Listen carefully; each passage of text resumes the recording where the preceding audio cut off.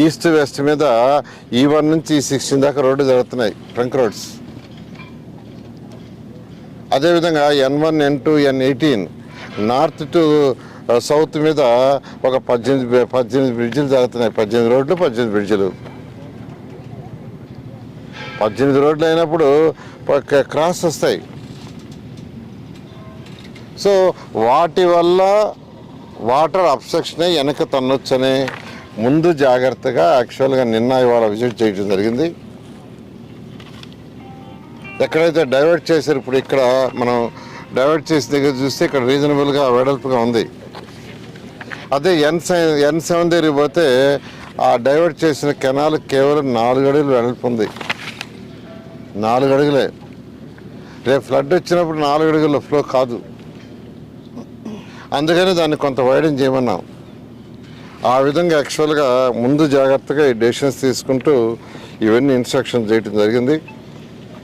ఇవి కాకుండా ఈరోజు 3 రిజర్వాయర్లు వర్క్ జరుగుతుంది. ఒకటి శాఖమూరు రిజర్వాయరు, అది 44 ఎకరాల్లో 0.4 TMC వాటర్ స్టోర్ చేయగలం. రెండోది పెనుమాక రిజర్వాయర్ 190 ఎకరాలు, అక్కడ 0.1 TMC స్టోర్ చేయగలం. మూడవది నీరుకొండ రిజర్వాయర్, ఇప్పుడు మనం ఉండేదే అది 440 ఎకరాలు, చాలా పెద్ద రిజర్వాయర్. దాంట్లో 0.4 TMC. మొత్తం తీసుకుంటే ఈ 3 రిజర్వాయర్లు కలిసి 674 ఎకరాలు. 674 ఎకరాల్లో ఈ 3 రిజర్వాయర్ శాఖమూరు కానీ, పెనుబాక్ కానీ, నీరుకొండ కానీ రిజర్వాయర్ కన్స్ట్రక్షన్ జరుగుతుంది. ఈ మూడింటి యొక్క కెపాసిటీ 0.51 TMC. ఇవన్నీ కూడా దాదాపు 50% వర్క్ అయింది, ఇంకా 50% వర్క్ ఉంది.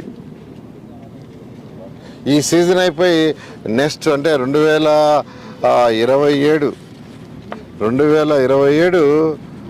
మిడిల్కి ఇవన్నీ అయిపోతాయి. ఆ విధంగా ప్లాన్ చేసాం.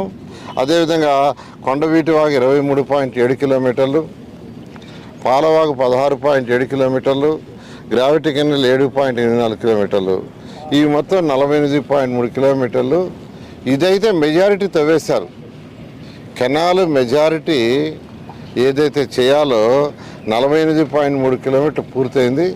అయితే ఎక్కడైతే బ్రిడ్జెస్ వస్తాయో, ఎక్కడైతే బ్రిడ్జెస్ 69 ప్లేసుల్లో వస్తాయో అక్కడ వర్క్ జరుగుతూ ఉంది. ఆ బ్రిడ్జెస్ పూర్తి కావడానికి 2027 మార్చి ఏప్రిల్ పూర్తవుతుంది.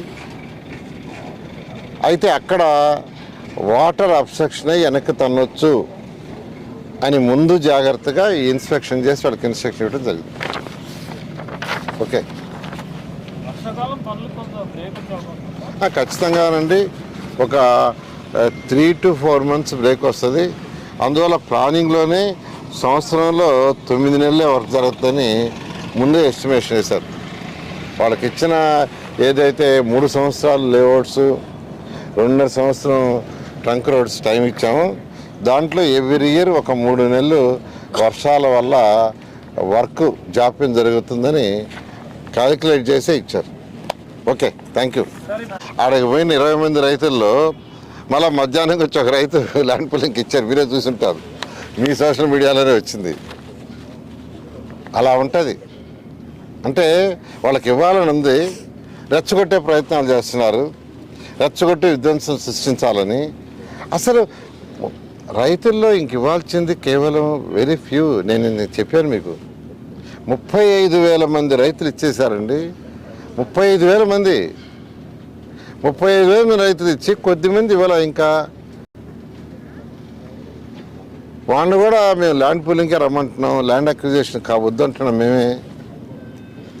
ఈ సమయంలో వాళ్ళకి సజెషన్ చేసా, అమరావతి క్యాపిటల్ సిటీ అయిపోతుంది, ఎంతో వేగవంతంగా జరుగుతుంది, రాష్ట్రానికి రాజధాని కావాలా, దానికి మీరు సపోర్ట్ చేయండి అని చెప్పి మేము లీగల్గా సపోర్ట్ చేస్తాం, మేము కమిటీ వేస్తాం. అసలు వచ్చి చూస్తే కదా అసలు ఏం జరుగుతుందో, వచ్చి చూస్తే కదా. చూడండి పక్కన ఎంతెంత బిల్డింగ్స్ కట్టారో, వాళ్ళకి ల్యాండ్ ఇస్తే దానివల్ల ఎంత ఎకానమీ వస్తుంది. దాంట్లో పనిచేసే వాళ్ళు ప్రభుత్వానికి ట్యాక్స్లు కడుతుంటారు, ఇన్కమ్ ట్యాక్స్ కడతారు, దానివల్ల రాష్ట్రానికి ఆదాయం. ఇక్కడ విద్యార్థులు చదువుతుంటే వాళ్ళకి మెస్ తీసుకోండి, ఫుడ్ సప్లై చేసే దాంట్లో రాష్ట్ర ప్రభుత్వానికి కేంద్ర ప్రభుత్వానికి జిఎస్టీ వస్తుంది. వాళ్ళు కట్టే అనేక ట్యాక్సులతో రాష్ట్రానికి ఆదాయం వస్తుంది. ఎంతోమంది ఎంప్లాయ్మెంట్ ఉద్యోగాలు వచ్చినాయి. ఈరోజు ఎస్ఆర్ఎం విట్ అంటే అవన్నీ ఫేమస్ ఇన్స్టిట్యూషను, బయట నుంచి విద్యార్థులు వస్తున్నారు, ఎకానమీ మన రాష్ట్రానికి వస్తుంది. ఈ విధంగా పాజిటివ్గా థింక్ చేయకుండా నెగిటివ్ డైరెక్షన్లో థింక్ అంతా అయిపోయి 35,000 మంది రైతులు, నేను మీకు ఇచ్చాను కూడా క్యాలిక్యులేషన్ ఎంతమందిని, అంతమంది రైతులు ఇచ్చి వాళ్ళందరికీ ప్లాట్లు ఇచ్చి ఏ కొద్ది మందికో ప్లాట్లు ఇవ్వాలి, అది కూడా వాళ్ళ పర్సనల్ కారణాల వల్ల జరగటం వల్ల దానికి పరిరక్షణ కమిటీని వేయటం, లీగల్గా సపోర్ట్ చేస్తాం, మీరు ఫైట్ చేయండి, అమరావతిని ఎట్టయినా ఆపేయాలా. మాకు చట్టాల మీద నమ్మకం ఉంది, కోర్టు మీద నమ్మకం ఉంది.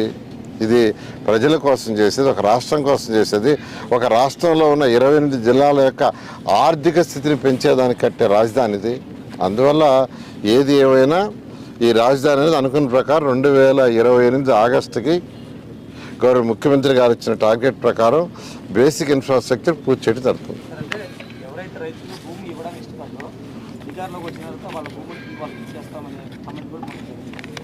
అంటే అవగాహన రాహిత్యంతో మాట్లాడటం అండి.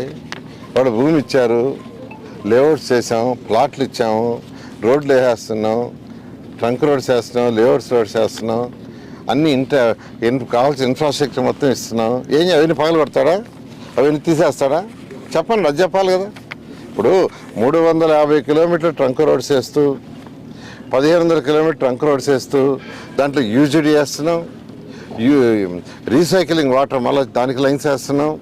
తర్వాత స్టామ్ వాటర్కి అంటే వర్షం నీళ్ళు పోయేదానికి అండర్ గ్రౌండ్ లైన్స్ వేస్తున్నాం, డ్రింకింగ్ వాటర్ లైన్స్ వేస్తున్నాం, ఎలక్ట్రికల్ లైన్స్ వేస్తున్నాం, కేబుల్స్ వేస్తున్నాం. ఇవన్నీ తీసేస్తారా?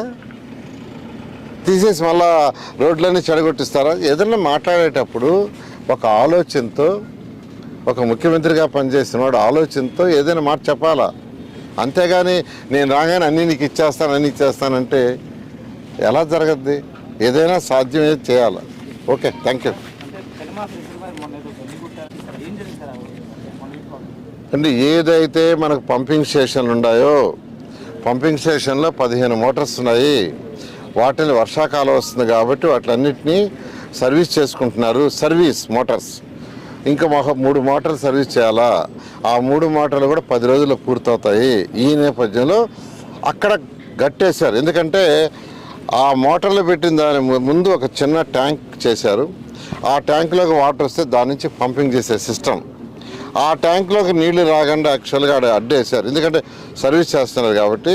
అందుకని వచ్చిన వాటర్ని డైవర్ట్ చేయడానికి ఒక చిన్న గట్టును తీశారు, దాన్ని రాద్ధాంతం చేస్తారు. క్లియర్గా ఏదైతే పంపింగ్ స్టేషన్లో పంపింగ్ సర్వీస్ జరుగుతున్నాయో 15లో 12 అయిపోయినాయి, ఇంక 3 ఉన్నాయి. అది కూడా 10 రోజుల్లో పూర్తి చేస్తామన్నారు. సో వాటర్ సక్ చేసి బయటికి పంప్ చేయడానికి ఒక చిన్న రిజర్వాయర్ చేసుకున్నారు. ఆ రిజర్వాయర్లోకి ఇప్పుడు వర్షపు నీళ్ళు రాకుండా వాళ్ళు అడ్డు కట్టేసుకున్నారు, ఎందుకంటే దాంట్లోకి నీళ్ళు వస్తే మళ్ళీ ఇబ్బంది పడుతుందని. సో మనం వచ్చిన చిన్న వర్షానికి కొద్దిగా డైవర్ట్ చేశారు వాటర్, దానికి రచ్చ చేశారు. అంటే ఏదైనా ఒక స్టడీ చేయాలా, తెలుసుకోవాలా, మాట్లాడితే బాగుంటుంది. ఏమీ లేకుండా ఇష్టం వచ్చినట్టు మాట్లాడి ప్రజలను అడ్డదారులు పెట్టించడం కరెక్ట్ కాదు.